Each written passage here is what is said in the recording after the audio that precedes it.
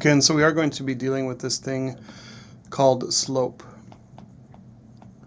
Another word for slope that you would be familiar with from 7th grade would be constant of proportionality.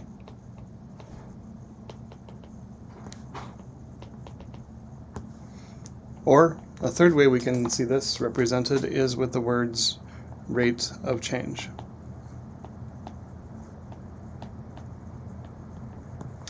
And so we will use these three words, slope, constant of proportionality, and rate of change interchangeably. The one that is basically going to disappear after 7th grade and be replaced with the other two is the words constant of proportionality. We are not going to use constant of proportionality anymore, but for conversation purposes, constant of proportionality is the same as slope and rate of change. There's one small difference, but it's not even worth mentioning. And so when I say slope or I say rate of change, you can be thinking about the same thing. And as you go into high school and college and this kind of thing, slope is the one that's going to probably appear most, and so that's the one that I will try to use the most. And so when we think of slope is basically a conversation about how steep is a line. And so this line right here is pretty darn steep. Like if you were going to try to climb that, that would be a pretty hefty climb. So that is a steep slope. If we were to have a line that was more like this, we would call that maybe a flatter slope. If we had a line that was like this, was perfectly horizontal, we would say that that line has no slope, because it is not going up or down as it travels from left to right. And then lastly, we would have this other type of line that is almost never going to come up, but I need to mention it anyway. It is a vertical line, and that is what we call undefined slope. And so slope is basically just going to be an indicator for us of how a line is behaving. Is it going up from left to right very fast, like the steep slope? Is it more of a flatter slope, like the one in the middle that is going up gradually from left to right? Or is it no slope, like the one on the right, that is basically horizontal? Or is it what we call undefined slope, that is a straight up vertical line? Moving on with the discussion of slope, there are a couple other types of slope that we do need to discuss.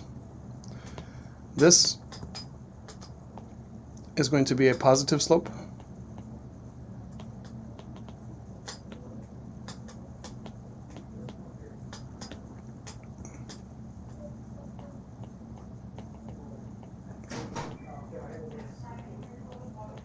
Because it goes up as we travel to the right.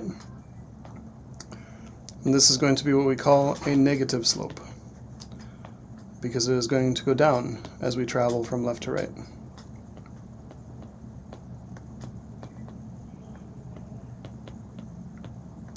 So lots to know about slope there.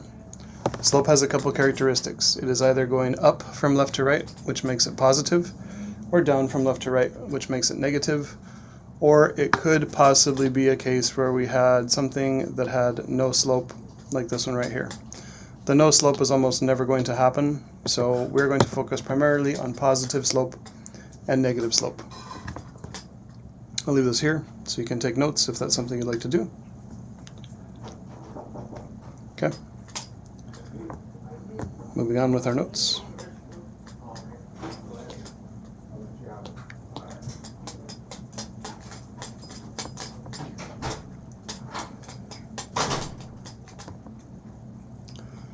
Okay. We can find slope from 3 different sources. And before we do that, though, let's have a conversation about how to find slope. So So if you remember our work around the distance formula, we had a formula that we would use to find the distance between 2 points. Slope is very similar in that there is a specific formula for finding slope, although it's quite a lot easier than the distance formula. So slope is defined as this triangle says the words change in, so the change in y over change in x. And again, that triangle says the word change in. Mathematicians just don't like to write words, so we substitute symbols in for words. And so anytime you see a small triangle like that in math in an equation, it's going to mean the change in. The other way to write that, which is more useful to us personally, is to say y sub 2 minus y sub 1 over x sub 2 minus x sub 1. And you'll recognize these y and x sub 2's and sub 1's from the distance formula. We're actually going to be using those things the exact same way, just placing them a little bit differently in this formula. So to start with, one way that we could see have an opportunity to find slope is that we were given 2 points. And so just like the distance formula, you would have something like -3, 4, and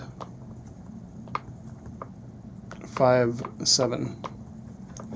So to find the slope between these 2 points, what we've got to do is just simply copy our formula. But first, the most important thing always, whether it's distance formula or whatever it happens to be, you have to label your points. So we've got our x1, y1, x2, y2. As with the distance formula, I could reverse these and it would not make a difference. It does not matter which one you call x1, y1 and which one you call x2, y2, as long as the 1's are together and the 2's are together. So moving along with our formula, we would have y2 minus y1 over x2 minus x1. And I would encourage you to go vertically with this. I'm going to go horizontally just to save some room on my page and keep all of this in the same frame for the purpose of the video. We've got y, and the other piece, always, always, always, just like the distance formula, put your template with your minus signs first, because watch what's going to happen.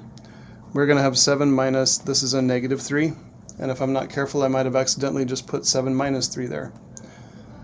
And actually, that's y2 minus y1, my bad. That should say 7 minus 4. And then x2 minus x1 would be the 5 minus -3. So again, just being careful with the double negative that we end up with there. It did seem like during distance formula that people really preferred to just change those double negatives to a plus right there. So I will continue with that behavior. We get 7 minus 4 is 3. 5 plus 3 is 8. So the slope between these 2 points is 3/8. That corresponds with what we started with,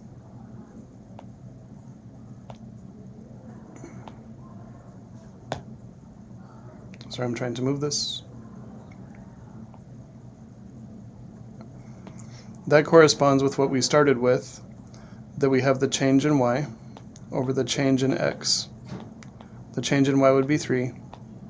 The change in x would be 8. And so when we go to graph this thing, we would be saying up 3 and to the right 8.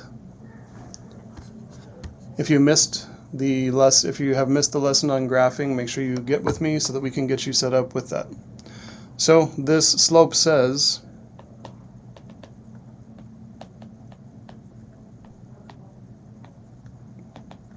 go up 3 and to the right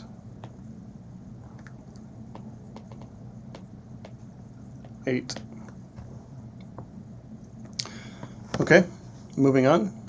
We are going to take a look at what happens if we are trying to get slope from a table of values. And so I'm going to pause for a moment and create a table of values here for us to kind of learn from. Okay, so I've got a table of values there. And the interesting thing about a table of values is that this is a linear equation, and it is not going to matter what 2 points we choose. We just have to choose 2 points, and it does not matter which ones. So to find the slope of this linear equation, I am going to go ahead and pick this point. Oops, that's not what I wanted. I want the highlighter. I'm going to pick that point and that point. You could pick any other 2 points, and you should come up with the same answer that I am going to get. So, if I were to find the slope of this, remember slope is y2 minus y1 over x2 minus x1.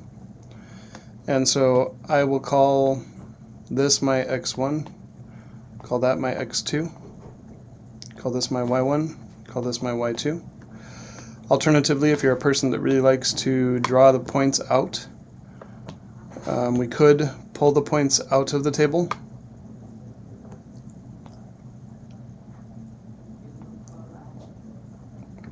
And put them over here on the side. We would have 3, 7, and 9, 19. Either way is totally fine. We're still going to end up with the same number as our x1, y1, x2, y2. And so as we've done with the distance formula, big deal, create the template with the minus sign already in it. We would have 19 minus 7 over 9 minus 3. And so 19 minus 7 is going to give us 12. 9 minus 3 is going to give us 6. And so I could stop there, or I could recognize that I can simplify that slope to be 2, because 12 over 6 is this equivalent to 2. But I need to remember that slope should always be written as a fraction, never as a whole number. So I am going to go ahead and put 2 over 1 as my simplified slope there. So again, just to understand, calculating the slope is what happened up to this point. The one that I'm going to highlight yellow is just the simplified fraction 12 over 6. So the slope for that is 12 over 6 or 2 over 1. When we're graphing things, 2 over 1 is going to be much easier to work with than 12 over 6. And so you would definitely want to simplify the slope for the purpose of that. This slope says go up 2 and to the right 1. Okay? So the third way to find slope, given some certain information, we're actually applying the exact same approach to every one of these. It's just a matter of how you get the information. And so we can get slope from a graph as well. So getting slope from this graph, we would have to identify the points that we are given on this graph. And so I'm going to go back really quick and just check to see how I want to stay with my same convention. So if I was to look at this graph, my first point would be, I will go with the left point first, negative 1, 2, 3, 4, negative 4, positive 4. And 0, negative 1. And so as we've done with everything else, to find the slope between these points, we would say x1, y1, x2, y2. Then use our slope formula. Slope is y2 minus y1 over x2 minus x1. So y2, and before I do anything, put my template together. y2 is negative 1 minus 4, and x2 is 0 minus negative 4. Again, it seems to be something that people like, that they change that double negative to a plus. And we are going to end up with a slope of negative 5 over 4. And this is in simplest form, so I do not need to simplify this fraction any further. What we would see, if you can follow my cursor really quick again, is if we start at this point, that slope says to go down 5, so down 1, 2, 3, 4, 5, and to the right 4. 1, 2, 3, 4. So that matches, and that's how we use slope to figure out how we are moving on a grid. Just rounding this out, this slope says go down 5 and to the right 4. And that's it for now with slope.